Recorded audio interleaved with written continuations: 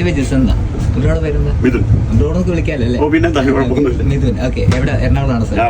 Okay. ഞാനേ ഇങ്ങനെ സ്ട്രീറ്റിൽ കൂടെ ഒക്കെ പോയിട്ട് അറിയാൻ ആൾക്കാരെയൊക്കെ പരിചയപ്പെട്ട് ഡാൻസ് ചെയ്യാറുണ്ട്. ഇവരോട് കണ്ടപ്പോ ചോദിക്കുക, നമുക്ക് ഡാൻസ് സെറ്റ് ചെയ്താൽ പെട്ടെന്നൊന്നും സെറ്റാണ്. അപ്പൊ ലൈഫായി. യെസ്.